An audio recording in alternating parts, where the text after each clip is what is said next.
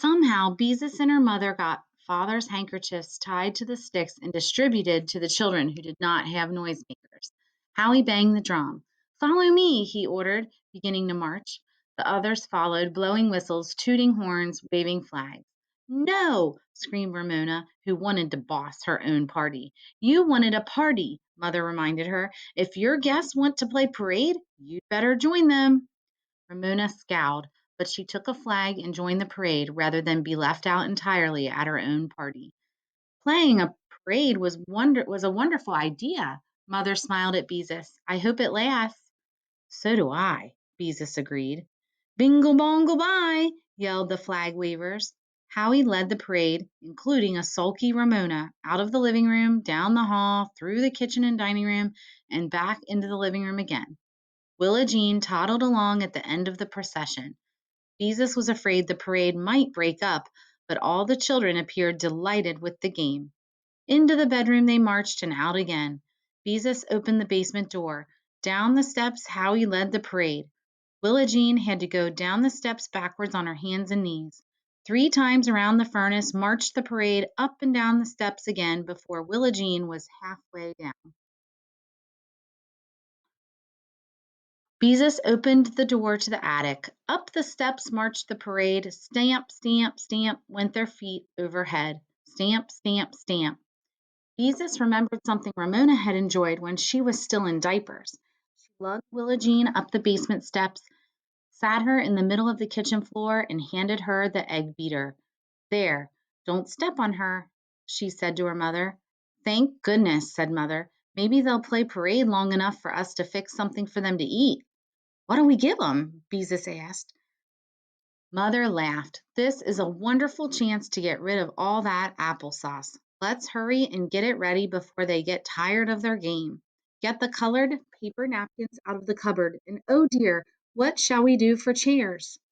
They can sit on the floor, suggested Beezus, looking through the cupboard for napkins. I guess they'll have to. Mother took the applesauce out of the refrigerator. If we put a couple of sheets down for them to sit on, maybe they won't get applesauce on the rug. The parade tramped down the attic stairs and through the kitchen. But Mother, said Beezus when the drum and horns had disappeared into the basement again, the only napkins I can find are for St. Valentine's Day and Halloween. They won't do. They'll have to, said Mother. Beezus spread 2 sheets in the middle of the living room floor.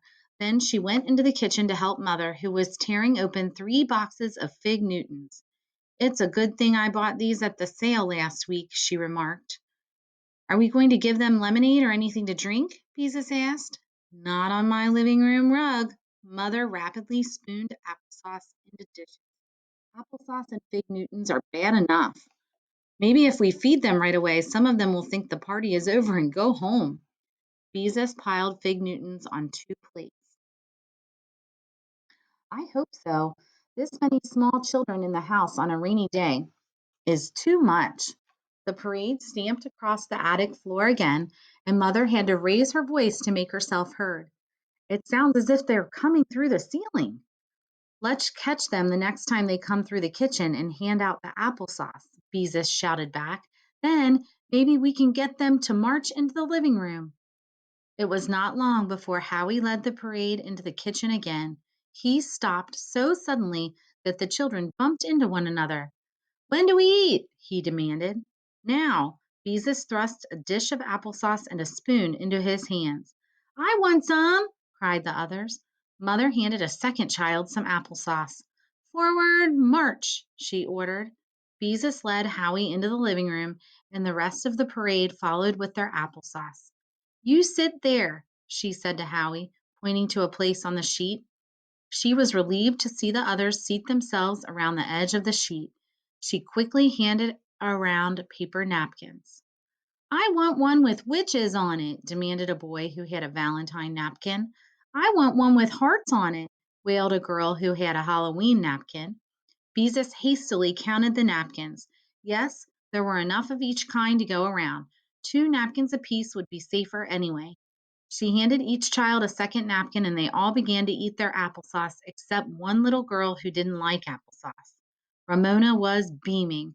because refreshments were the most important part of any party, and now at last her guests were behaving the way she wanted them to. Mother came out of the kitchen with the plates of fig Newtons, which she handed to Beezus. Here, pass these around, she said. I think I'd better help Willa Jean. Willa Jean knew how to eat with a spoon. The trouble was, she had to pick up the food with her left hand and put it into the spoon, which she held in her right hand. Then, most of the time, she was able to get it into her mouth. Ramona, her face shining with happiness, looked at her friends sharing the applesauce. Those cookies are filled with worms, chopped up worms, she gleefully told everyone. Why, Ramona, Beezus was shocked. They aren't either. They're filled with ground up figs. You know that. Ramona did not answer. Her mouth was full of fig Newtons. Beezus passed the plate to a boy named Joey. I don't like worms, he said. I don't like worms, said the next little girl, who had applesauce all over her chin. Beezus noticed that Ramona was beginning to scowl. When Howie refused a cookie, it was too much for Ramona. You eat that, she shouted. I won't, yelled Howie. You can't make me. Ramona jumped up, spilling her applesauce on the sheet. She thrust a nibbled fig Newton at Howie. You eat that, she repeated as she stepped into the applesauce. It's my party and I want you to eat it. Howie knocked the cookie out of her hand. Ramona grabbed a handful of fig Newtons and thrust them at Susan. Eat these, she shouted. Susan began to cry. They're full of worms, she sobbed. I don't like worms. They're pretend worms, yelled Ramona. No, they're not, cried Susan. They're real. You eat these, Ramona yelled, thrusting her handful of cookies at the children, who backed away. Ramona stamped her feet and screamed. Then she threw the fig Newtons at her guests as hard as she could. My mother won't let me eat worms, shouted a little boy. Ramona threw herself on the floor and kicked. Ramona, stop that. Mother appeared from the kitchen with Willa Jean balanced on one hip. She grabbed Ramona by one arm and tried to drag her to her feet, but Ramona's legs were like rubber. All right, Howie, forward march, Beezus ordered, hoping to draw attention from Ramona. No one moved. It was much more fun to see what was going to happen to Ramona. This is my party. They're supposed to eat the refreshments, Ramona howled, banging her heels on the floor. Ramona, you're acting like a 2-year-old. You may go to your room and close the door until you can behave yourself, said Mother quietly. Ramona kicked harder to show that she was not going to mind unless she felt like it. Ramona, said Mother even more quietly, don't make me count to 10. Gasping with sobs, Ramona got up from the floor and ran into the bedroom, where she slammed the door as hard as she could. All right, parade, said Mother wearily. Forward march. Up and down, whistling, banging, tooting, marched the parade. Mother sat Willa Jean down and was just beginning to gather up the dishes and sheets when a car stopped in front of the house and Mrs. Kemp got out. At last, sighed Mother, hurrying to the door. I've come for Howie and Willa Jean, said Mrs. Kemp, as several other cars stopped in front of the Quimbys. The parade marched into the living room. I don't want to go home, protested Howie when he saw his mother. The party must have been a success, Mrs. Kemp observed. It certainly was. Mother tried to push the uncurled side of her hair behind her ear and to smooth out her rumpled old dress. I like to play parade, said Howie, but I didn't like what they had to eat. Why, Howie, scolded Mrs. Kemp, we must remember our manners. Ramona, her face streaked with tears, came out of her room and stood staring unhappily at her departing guests.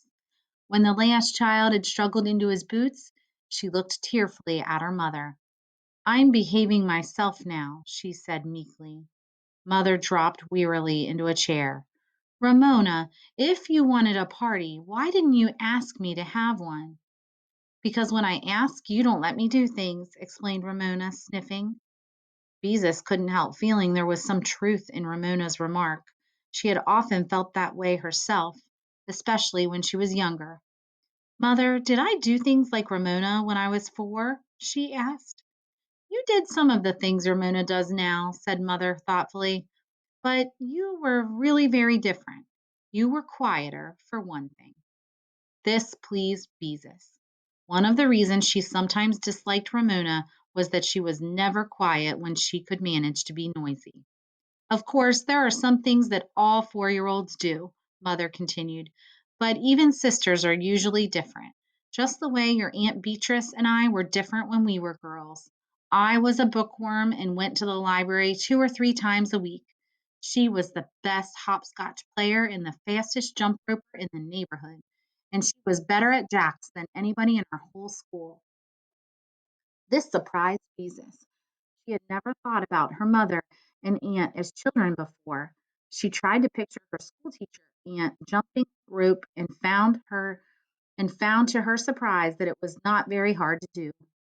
Of course, Mother and Aunt Beatrice must have been different when they were girls, because they were so different now that they were grown up, and she was glad they were different. She loved them both. Did I have tantrums too? Beezus asked. Once in a while, said Mother. I always dreaded cutting your fingernails because you kicked and screamed. Beezus could not help feeling silly. Imagine having a tantrum over a little thing like having her fingernails cut. Then Ramona spoke up. I don't cry when you cut my fingernails, she boasted. Yes, but you scream when you have your hair washed. Beezus could not help reminding her. Ramona, said Mother, you were a very naughty girl this afternoon. What are we going to do with you? Ramona stopped sniffing and looked interested. Lock me in a closet for 1,000,000 years? She suggested cheerfully. Mother and Beezus exchanged glances. How quickly Ramona recovered. Make me sleep outdoors in the rain? Obviously, Ramona was enjoying herself. Not let me have anything to eat but carrots? Mother laughed and looked at Beezus. I'm afraid all we can do is wait for her to grow up, she said. And when Mother said we like that, Beezus almost felt sorry for Ramona because she would have to wait such a long time to be grown up.